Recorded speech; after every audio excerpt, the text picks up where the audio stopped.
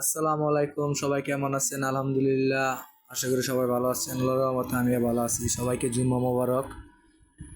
আজকে আপনাদের সাথে একটা কথা বলবো ইমো নিয়ে। ইমোতে অনেক কিছু আসে, অ্যাড আসে, আসে খারাপ, কিন্তু আমার এই জিনিসটা ইমোতে ভালো লাগছে।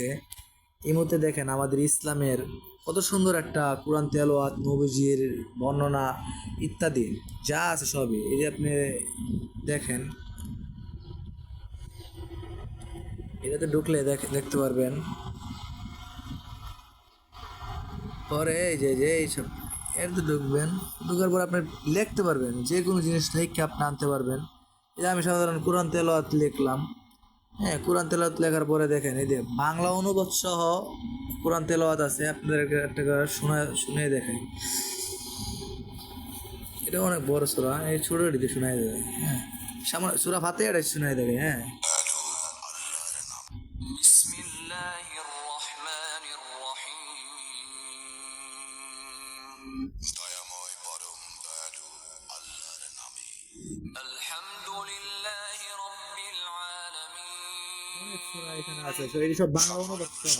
জগৎ সমূহের প্রতিপালক আল্লাহরই দেখছেন, আর রহমানির রহিম প্রায় 113টা সূরা আছে এখানে। যিনি দয়াময় পরম দয়ালু মালিক ইয়াউমিদ্দিন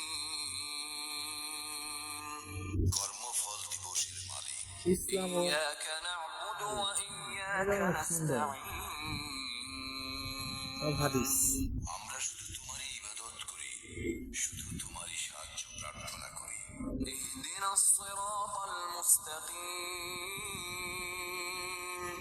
আমাদেরকে সরল পথ প্রদর্শন করো। صراط الذين أنعمت عليهم غير المغضوب عليهم ولا الضالين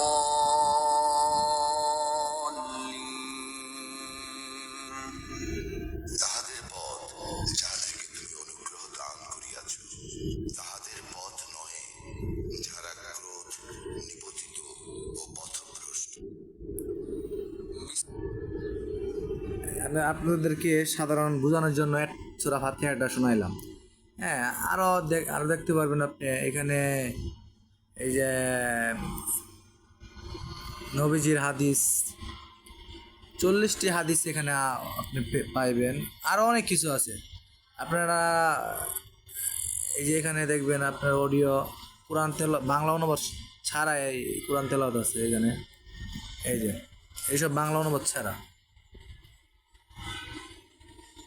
গ্যাস, আপনারা সবাই আপনাদের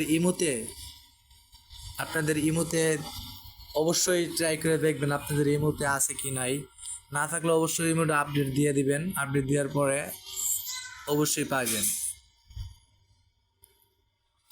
ভিডিওটা ভালো লাগলে অবশ্যই লাইক কমেন্ট শেয়ার করে যাবেন। এই দেখে অনেক সূরা আছে, অনেক সূরা এখানে, অনেক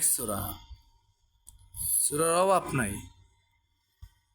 আমি এতদিন এই জিনিসটা জানতাম না, আর এতদিন করতে পারি নাই। হঠাৎ করে আমার ওয়াইফে দেখে ঢুকছে, ইমোতে দিয়ে কোরআন তেলাওয়াত শুনতেছে। আমি বললাম কি ব্যাপার, কোরআন তেলাওয়াত কোথা থেকে শুনতেছ?